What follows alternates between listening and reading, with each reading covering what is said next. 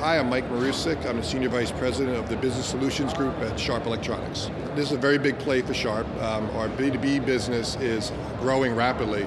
A big focus for us is big screen technology. So at Sharp, we always talk about big screens. And that's really what we're focusing at the show today, is all about how you can have larger format displays doing digital out of home, where typically people are far away from the display. It's a great opportunity for Sharp with the bigger screens. So we're excited about the show. It's been great for us. Yeah, we actually are experiencing a lot of growth. The last year we doubled the size of our business in the B2B market space for displays. We are seeing the economy is slowing things down. In the digital signage area though, it's interesting. It's a longer sales cycle today, but there's more interest because of cost savings. So what people are beginning to look at is, well, printed materials, backlit materials, some of the ways people traditionally did advertising. It takes longer to explain why digital signage will work, but once they get it, we see the investments coming, and we've had a lot of success with it. So I'd say it's kind of a mixed bag. A little bit of caution with people investing, but once they see the cost analysis, they're kind of jumping in and saying, you know what, over the long term, it's a better investment for our company. Typically we try to get involved with the overall analysis of the deal. So a lot of times, frankly, the hardware becomes a more expensive part of the equation. And so we'll work with a software partner and say, let's find out what they're doing today. So how are they changing ads? How are they working with their partners? Are there revenue opportunities for them to bring in other advertisers because of digital signage versus how they were doing it before? So a good example is wayfinding. So a lot of malls or open space locations, they'll say, well, we have to provide the service of where are our customers, where are our shops, but at the same time, while you're narrowing down what you're looking for, you can run advertising and create a revenue opportunity. All that doesn't exist with like a backlit system or a paper-based system. So what we do is we meet with the customer, we find out what their costs are today, we show them what the costs will be over an extended period based on using digital technology, and then we try to work out what would make the most sense for them.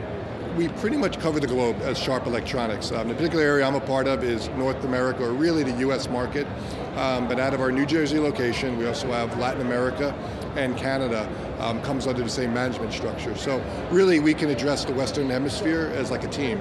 So we have a lot of clients that go into Canada, we have a lot of clients that will go into Latin America, and so the different Sharp subsidiaries work together to kind of put together a team approach and cover everyone's needs.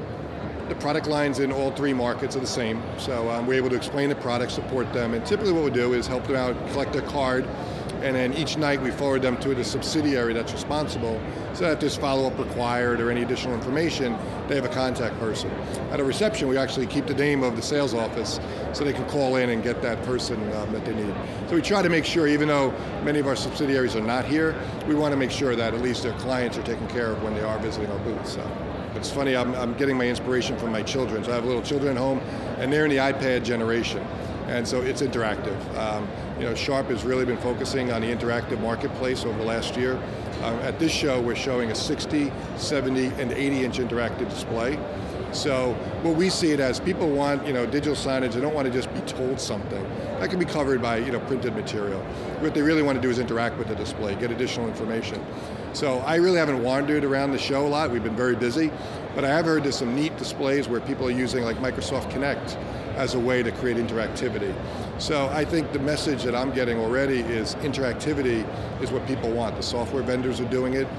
We're in 12 other booths where people are using our interactive touchscreen with their interactive software.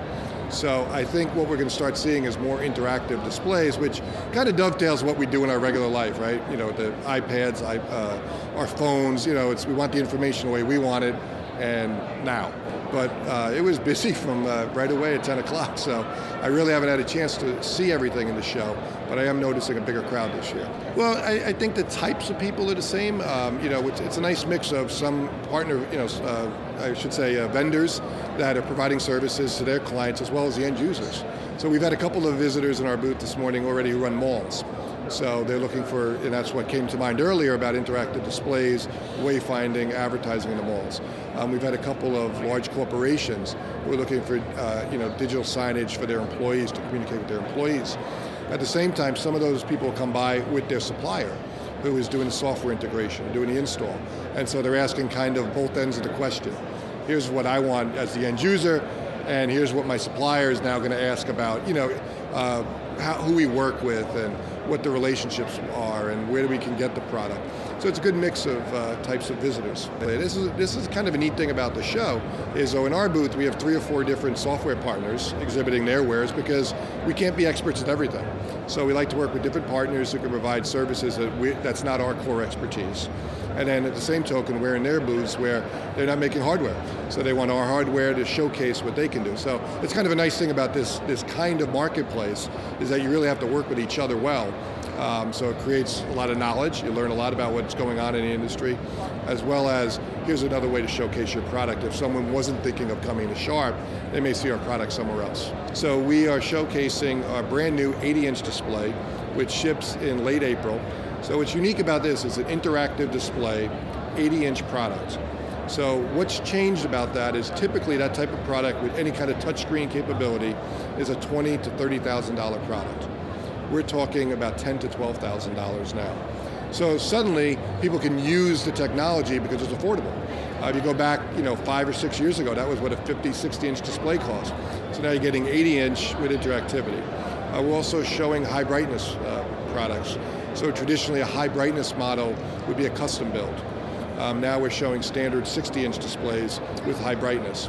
Another neat thing about the high brightness product is local dimming, which is a unique feature Sharp is offering. It cuts power consumption down by 1/3. So we have a nice little display in our booth that shows here's what your power consumption is with different usage. So a standard 60, and then our low power consumption 60, and you can really see the energy savings in terms of wattage used. I think there's some lack of knowledge of really what you're trying to accomplish. So a good example, I mean, we're fortunate in my division at Sharp, we offer both our Aquas line or our Professional Series line, which has different durability. Obviously as a consumer product, but in some cases it's logical to have a consumer product. Maybe it's an office space where they're going to run it during office hours, maybe 10 hours a day. A TV grade is perfect for that scenario. In other cases you may want increased durability, but the industry really hasn't done a good job of explaining what those differences are. So a lot of times what happens is someone says, well, I want the price points of a TV. Then I want to merge it with some of the technology that are available in Professional Series. And so what you get is a kind of watered down product where maybe the customer eventually realizes I can't have it all, but they probably should have backed up and started over and really analyzed what is it that we're trying to accomplish and then put together the right configuration. So I think there's a lot of consultants that do a great job helping, and I think that's really a nice attribute of the industry, that we have consultants that work agnostic of product lines, frankly, to say, here's what you need, here's what's out there. But a lot of times the RFP process is it's drawn out. So technology is always changing, capabilities are always changing. So we see a lot. I met with someone today who wasn't aware of interactivity on a 60-inch board. So they were doing 60-inch and they're paying the same price, and now they would have rethought how they would have done digital signage because they could have had interactive. So the one caution I would make is the RFP process in a corporation takes time. I'm with a large corporation and I know how long it takes us to decide on something. At the end of that process, you should really revalidate and say what is available right now, and is our RFP that has now been approved, does it really make sense of what's available today? Hi, I'm Mike from Sharp Electronics and I'm here at Digital Signage Expo. So sign up, sign on, it's all here.